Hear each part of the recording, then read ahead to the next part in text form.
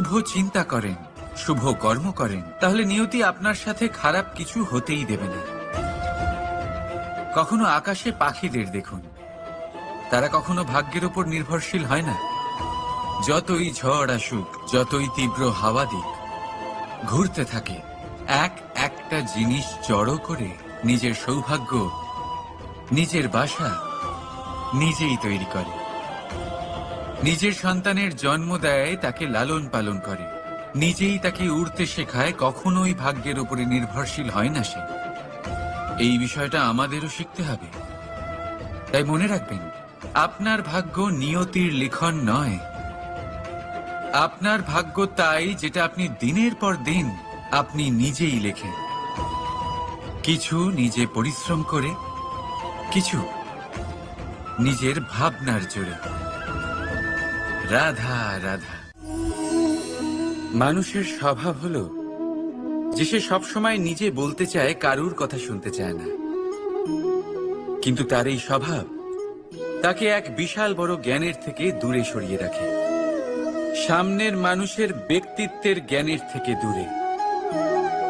তাই যদি আপনি কাউকে চিনতে চান, কাউকে বুঝতে চান, তাকে থামাবেন না, শুধু বলতে দিন। কারণ একজন ব্যক্তির ব্যক্তিত্ব লুকিয়ে থাকে তার কথার মধ্যে, আর তার আসল পরিচয় লুকিয়ে থাকে তার শব্দের পেছনে। বলতে দিন, আস্তে আস্তে আপনি সব বুঝতে পারবেন। এটাই তফাৎ হলো একজন সাধারণ মানব আর একজন মহামানবের মধ্যে। এক যে কাউকে বলতে দেয় না, আর এক যে সবার কথা শুনে। তাহলে সিদ্ধান্ত আপনার, আপনি কি সাধারণ হতে চান না অসাধারণ? কারণ এই ভবিষ্যৎ আপনার। রাধা রাধা। ভাগ্য আর কর্ম, এই দুই এমন শব্দ যাকে ঘিরে সমগ্র সংসার।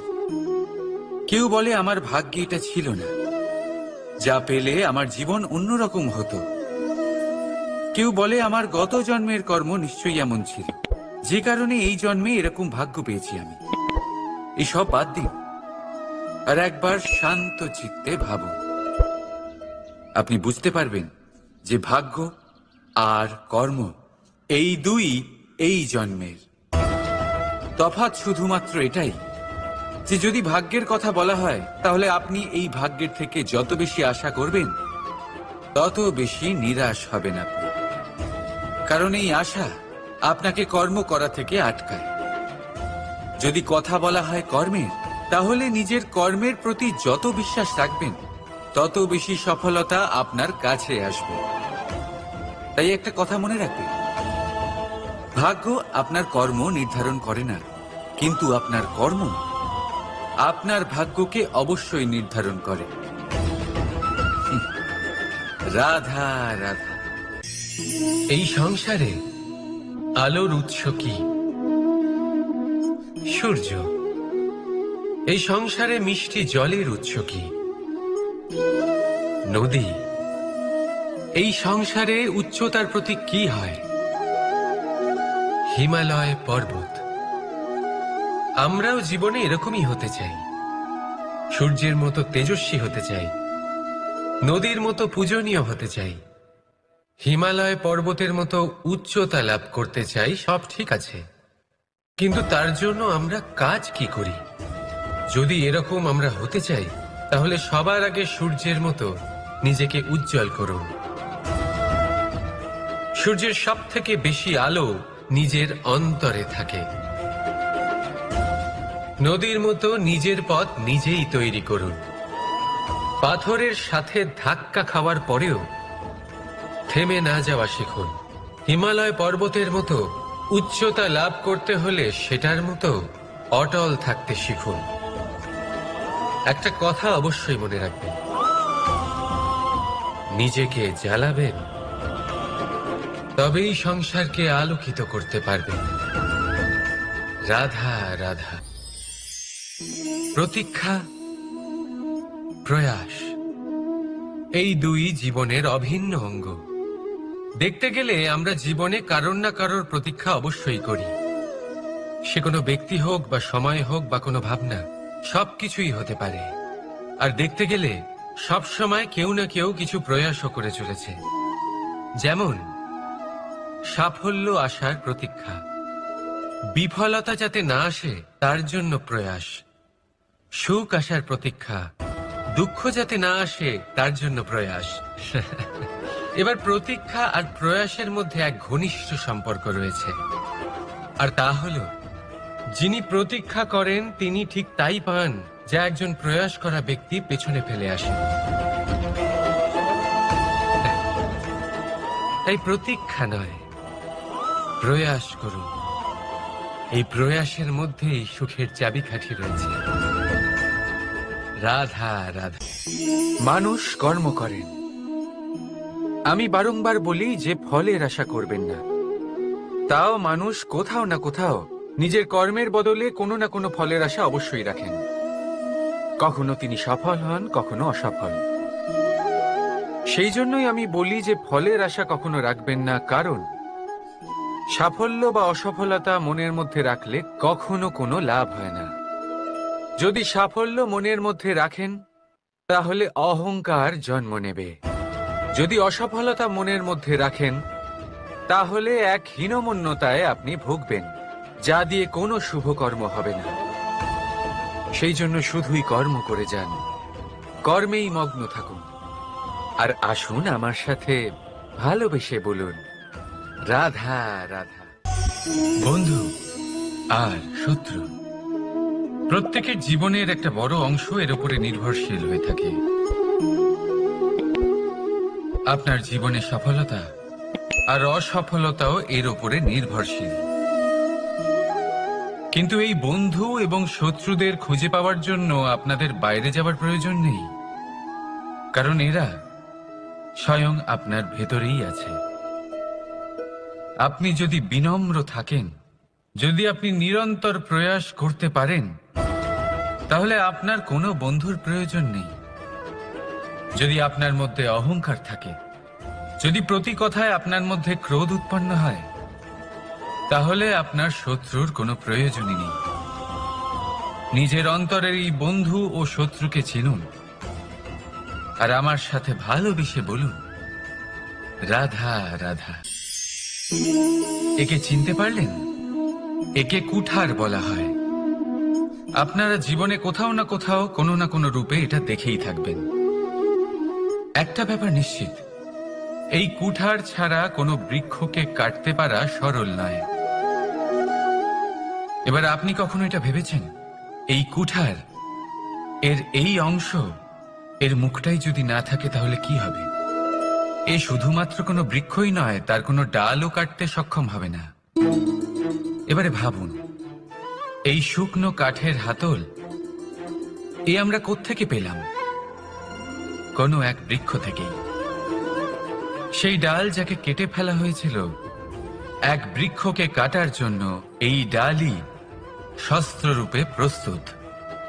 আমাদের জীবনে আমাদের প্রিয়জন, আমাদের আপনজন যখন সময় কখনো কখনো তাদের সঙ্গ না দেয়, যদি তারা দৈন্য দশায় থাকেন, তাহলে তাদের সঙ্গ কখনো ছাড়বেন না। ওনাদের প্রয়োজন শুধুমাত্র মনোবল। তা তাদের দিন। তাদের সাহায্য করা আপনার কর্তব্য। হয়তো তাদের সাথে থেকে আপনার কোনো লাভ হবে না, কিন্তু তাদের দূরে থাকাতে আপনার ক্ষতি অবশ্যই হতে পারে। সর্বদা সাহায্য করুন। সঠিক সময় আসলে তা আপনার সহায়ক অবশ্যই হবে। রাধা রাধা। আমাদের মধ্যে বেশিরভাগ মানুষেরই এই অভিযোগ থাকে যে মানুষ তখনই আমাদের স্মরণ করেন যখন সেই সময় আসে যখন আমাদেরকে প্রয়োজন হয়, যখন কোনো কাজ থাকে। যখনই এই সময় পেরিয়ে যায়, তাদের কার্যসিদ্ধি হয়ে যায়, তারা আমাদের থেকে দূরে চলে যান, ভুলে যান আমাদের। এবার এই বিষয়ে ভেবে খারাপ অবশ্যই লাগে। এই পরিস্থিতিকেই অন্য এক দৃষ্টিভঙ্গি দিয়ে দেখার চেষ্টা করুন। মনে রাখবেন, মানুষ প্রদীপের সন্ধান তখনই করেন যখন তার জীবনে অন্ধকার থাকে।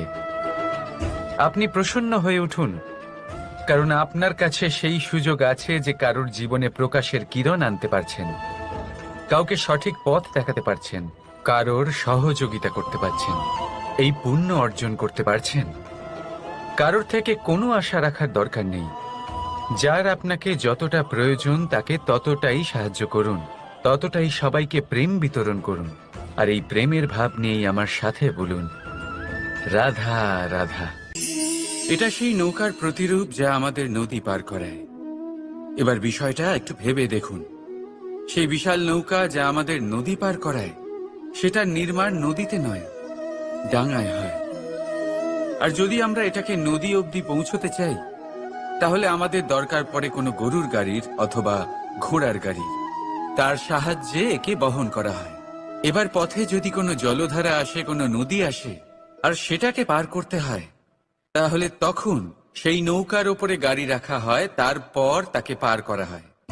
অর্থাৎ এই যাত্রা দুজনের সংযোগ ছাড়া সম্পূর্ণ হতেই পারবে না। সেই জন্যই এই প্রবাদ আছে, কখনো নৌকা তো কখনো গাড়ি। আমাদের সম্পর্কের মধ্যে অতি আবশ্যক, আমাদের সম্পর্কের মধ্যে অত্যন্ত গুরুত্বপূর্ণ হল সংযোগ। সবসময় একসাথে চলা, সংযোগ স্থাপন করা। সবসময় সুখী থাকবেন। রাধা রাধা। পুস্তক, পুস্তক থেকে আমরা কি না শিখতে পারি। জ্ঞান হোক, বিজ্ঞান হোক, ইতিহাস হোক, সব শিখতে পারি। কথায় আছে, একটা ভালো পুস্তক, একটা ভালো গ্রন্থ পাওয়া তা 100 ভালো বন্ধু পাওয়ার সমান। কিন্তু যদি একটা ভালো বন্ধু পাওয়া যায়, তাহলে তা গোটা গ্রন্থাগারের সমতুল্য। সে আপনাকে কর্মের বিষয়ে জ্ঞান দেয়, সাফল্যের রসায়ন শিক্ষা দেয়, সে আপনাকে ইতিহাসে অমর করে রাখবে। শুধু তাই নয়, সে আপনাকে শুধু পথই দেখাবে না, সেই পথে আপনার সাথে সঙ্গী হয়ে চলবে সে। সেই জন্য জীবনে যদি কোনো ভালো বন্ধুকে পাশে পান, তাহলে তাকে আপন করে রাখবেন, তাকে সামলে রাখবেন, জীবন সহজ হয়ে যাবে। রাধা রাধা। বর্ষা ঋতু শুরু হলেই পাখিদের মধ্যে চাঞ্চল্য বেড়ে যায়। আর সেটা হবে নাই বা কেন? বাসা ভেঙে যায়, বৃক্ষ ভেঙে পড়ে, প্রত্যেক পাখি তার থাকার জন্য একটা নতুন জায়গার, একটা ছায়ার, একটা ছাদের খোঁজে থাকে। শুধু একটা পাখি এসব কিছুই করে না। না তো তার এসব সমস্যা নিয়ে কোনো চিন্তা থাকে, না কোনো দরকার পড়ে। আর সেই পাখি হলো বাজ। সেই সব সমস্ত ছোটখাটো সমস্যার থেকে অনেক দূরে ওপরে উড়ে বেড়ায়, মেঘের থেকেও অনেক উঁচুতে। তাই এই সব ছোটখাটো সমস্যা যা আপনার জীবনে এসে থাকে, এই সব নিজের চারপাশকে ঘিরতে দেবেন না। নিজের চিন্তা ভাবনাকে অনেক উঁচুতে রাখুন। আপনার সমস্ত সমস্যা নিজে থেকেই নিচে চলে আসবে। রাধা রাধা। কোনো ব্যক্তির ব্যক্তিত্ব কিভাবে তৈরি হয়? আপনার কি মনে হয় যে ব্যক্তি জন্ম থেকে তার স্বভাব নিয়ে জন্মায়? নাকি আপনার মনে হয় যে এই প্রকৃতি ব্যক্তির জন্য তার নিয়তি রচনা করে? না, এরকম একেবারেই হয় না। আমি আপনাকে বোঝাচ্ছি। যখনই বৃষ্টি পড়ে কোনো বিন্দুর দিকে দেখবেন। এবার এই বিন্দু যেখানে পড়ছে তার উপরে নির্ভর করছে তারপর কি হবে।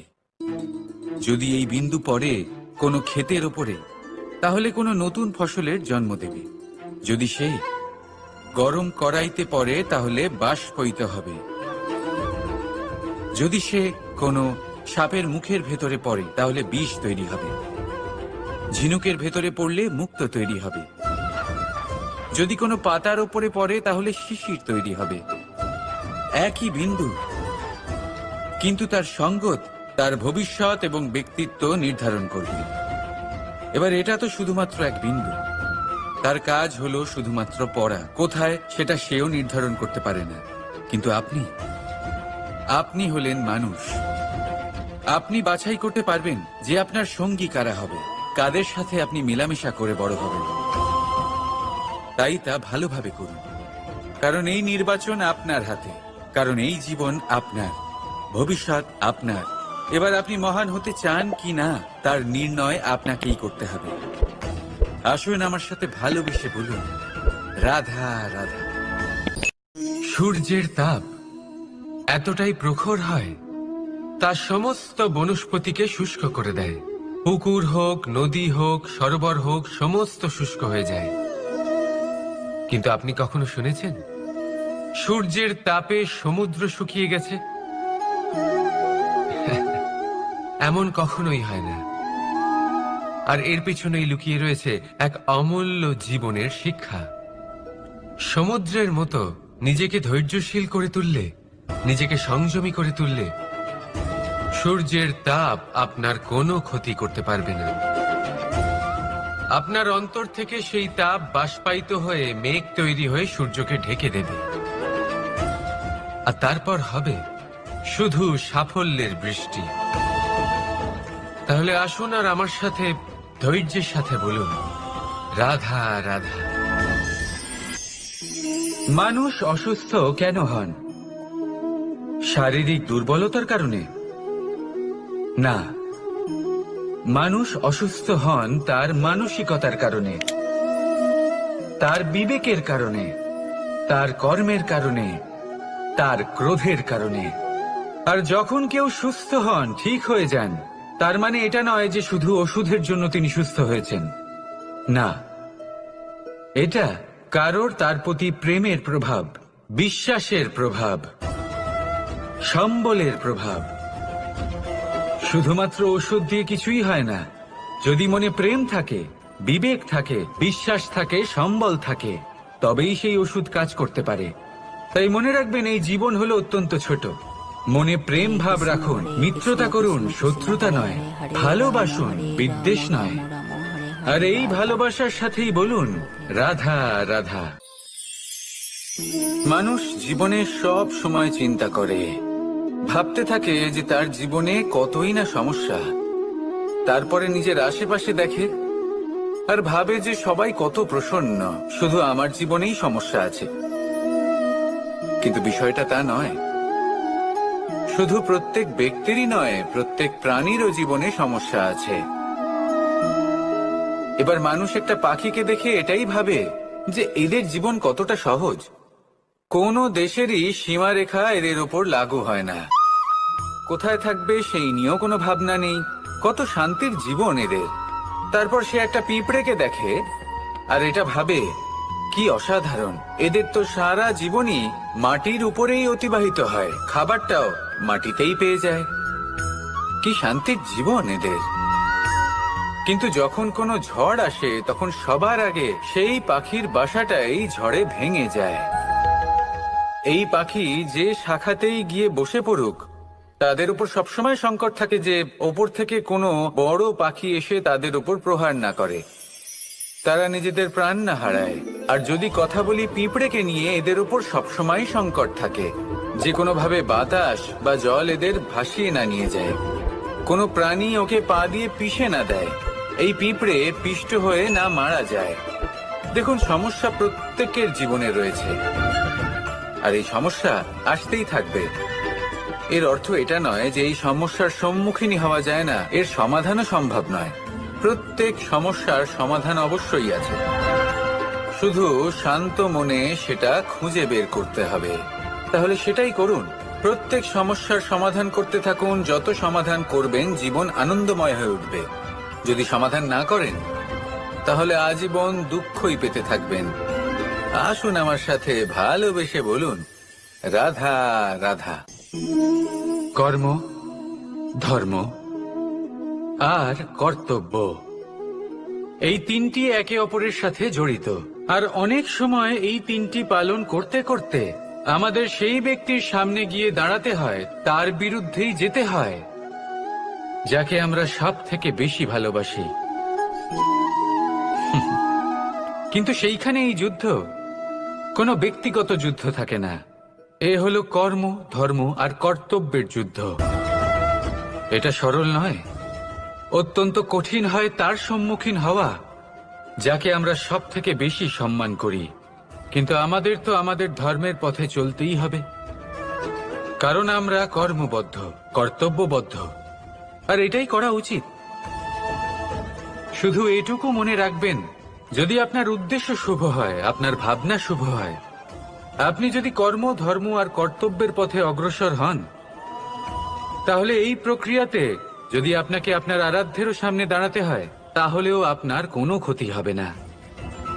তাহলে আসুন আর আমার সাথে ভালোবেসে বলুন, রাধা রাধা। সাথী। সাথী এই শব্দটির ব্যাখ্যা কে কিভাবে করে? মিত্র, সখা, বন্ধু। কিন্তু অর্থ একটাই, তিনি যিনি আপনার সঙ্গী হন আর তিনি যার সাথী আপনি হন। এবার সব থেকে বড় প্রশ্ন হলো এটাই যে তিনি কে হতে পারেন যাকে আপনি আপনার সাথী বলে মেনে নিতে পারেন, নিজের সখা, নিজের মিত্র, নিজের বন্ধু মেনে নিতে পারেন। আপনার সাথী হলেন তিনি যিনি দুঃখের সময় আপনার পাশে থাকবেন, আপনার হাত ধরে থাকবেন। আপনার সাথী হলেন তিনি যার হাত আপনি নিজের সুখের দিনে ধরে থাকবেন। সেই সাথীরই হাত ধরুন যিনি দুঃখে সবসময় আপনাকে সাহায্য করার জন্য তৎপর হয়ে থাকেন, আপনার পাশে থাকেন, আর যাকে সুখের দিনে আপনি আপনার সাথে রাখতে পারেন। আর যখন আপনার সাথে আপনার এই সাথী থাকবে, তখন আপনি এটা বুঝবেন যে যখন জীবনে দুঃখ আসে, তখন এই দুঃখ কমে যায়, সবার মধ্যে ভাগ হয়ে যায়। আর যদি তখন সুখ আসে, তাহলে সেটা সবার উপস্থিতিতে আরো বেড়ে যায়। এটাই হলো প্রেম, এটাই হলো ভালোবাসা, এটাই হলো সঙ্গ, যেমন সম্পর্ক আমার আর রাধার মাঝে। তাহলে আসুন আর আমার সাথে ভালোবেসে বলুন, রাধা রাধা। মানুষ এক অত্যন্ত বিচিত্র প্রাণী। পরিকল্পনা করে, ষড়যন্ত্র করে, প্রচেষ্টা করে, কাউকে পরাজিত করার চেষ্টাও করে। সাপকে একটা দড়ি মনে করে হাতে চেপে ধরার চেষ্টা করে, কিন্তু একটা কথা বুঝতেই পারে না, সময়ের এই সাপ, এটা হাতে চেপে ধরাই যায় না। আর আপনি যা করবেন তা আবার ফিরে আসবে আপনারই সামনে। দেখুন, এতে কিছুই যায় আসে না যে আপনি কুম্ভকারের পুত্র নাকি কৃষ্ণের পুত্র। যদি আপনি অনুচিত কর্ম করেন, তাহলে আপনার সাথেও অনুচিতই হবে। অশুভ কর্ম করলে আপনার সাথেও অশুভই হবে।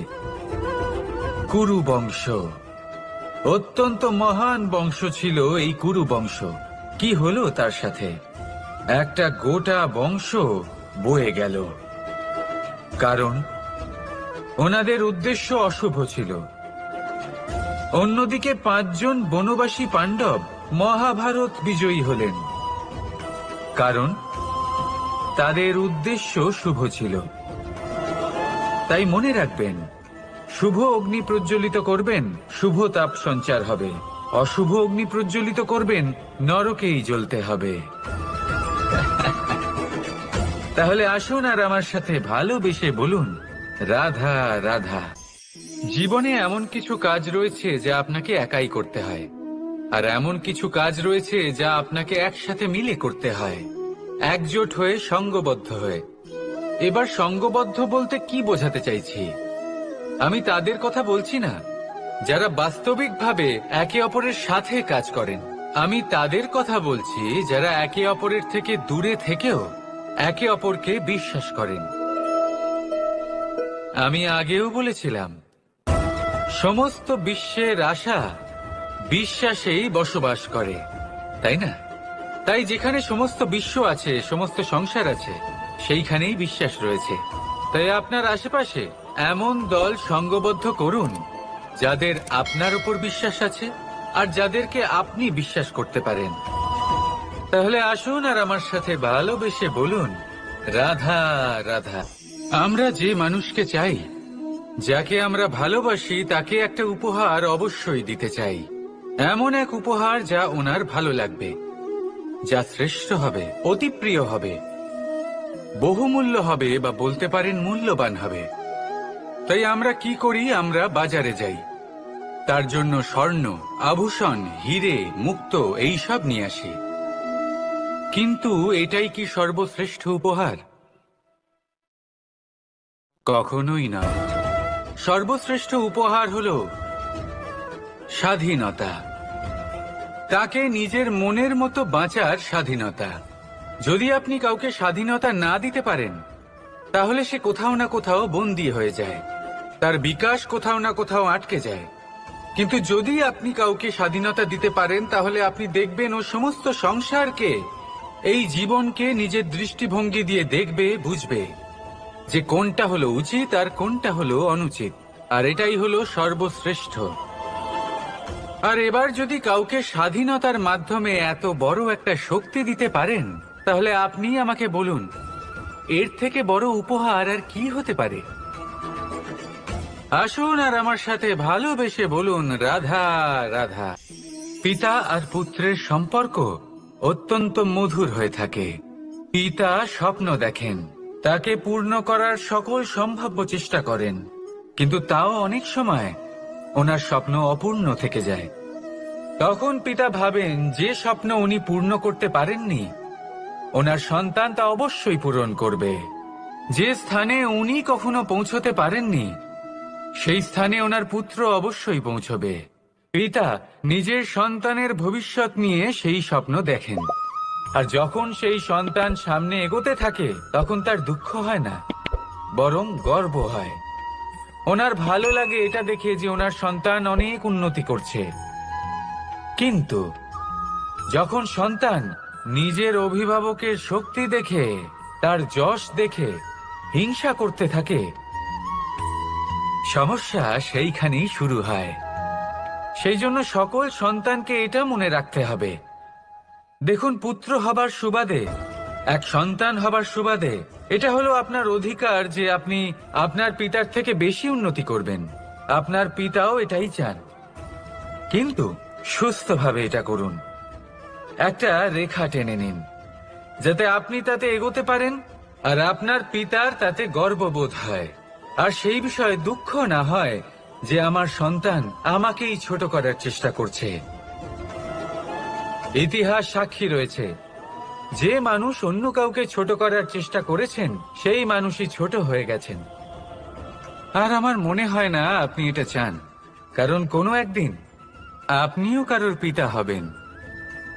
আসুন আমার সাথে ভালোবেসে বলুন, রাধা রাধা। প্রেম এই সংসারে এসেছিল এই সংসারকে প্রেমের শিক্ষা দেওয়ার জন্য, এই জীবনের সুখের অনুভূতি আসলে কি তা শেখানোর জন্য। কিন্তু যদি সত্যি কথা বলি, তো আমি নিজেই প্রতিদিন প্রেমের নতুন নতুন স্বরূপ দেখতে পাই, প্রেমের একটা নতুন অনুভূতি প্রত্যেক নতুন দিনে। আর তার কারণ হলো এই প্রেম অনন্ত, এ হলো দৈব। প্রেম হলো এই সংসারের সব থেকে বড় ঢাল এবং সব থেকে বড় অস্ত্র। এই প্রেম ছাড়া না কোনো ন্যায় হয় আর না কোনো শাস্ত্র, না জীবন আছে আর না অন্ত। এবার যদি এই প্রেম মনের মধ্যে বাস করতে শুরু করে, তাহলে কখনো কোনো সমস্যাই হবে না, আর যদি হয়েও থাকে তাহলে তা স্থায়ী হবে না। এই প্রেম কি না করতে পারে? এই প্রেম সমস্ত সমস্যা মিটিয়ে ফেলতে পারে, আপনার মনের মধ্যে অহংকারকেও বিনাশ করে দিতে পারে, আপনাকে সাক্ষাৎ ঈশ্বরের সাথে দেখা করাতে পারে। তাই প্রেমের দ্বারা প্রয়াস করতে থাকুন, এই সংসারের প্রত্যেক মানুষকে, প্রত্যেক বস্তুকে, প্রত্যেক জীব জন্তুকে ভালোবাসবেন। আর এই প্রেমের দ্বারাই বলুন, রাধা রাধা। মানুষের জীবনে স্বচ্ছতার একটা আলাদা গুরুত্ব আছে। যদি আপনি নিজেকে স্বচ্ছ রাখেন, তাহলে আপনার নিজেরও ভালো লাগবে, সামনের ব্যক্তিরও ভালো লাগবে, একটা অন্যরকম প্রভাব পড়বে। কিন্তু একজন শ্রেষ্ঠ ব্যক্তি কিভাবে হয়ে ওঠা সম্ভব? যার মধ্যে গুণ আছে, শিক্ষা আছে, শুভ চেতনা আছে, যিনি সৎকর্ম করেন। কিভাবে হব সেই ব্যক্তি যার মধ্যে জ্ঞান আছে? শুধুমাত্র স্বচ্ছ থাকলে তো তা হওয়া সম্ভব নয়। প্রথমে আপনাকে বুঝতে হবে যে মানুষের মধ্যে চারটি মূল তত্ত্ব আছে। প্রথম হলো তার শরীর, যার দ্বারা উনি যে কোনো কর্ম করে থাকেন। দ্বিতীয় তত্ত্ব হলো তার মন,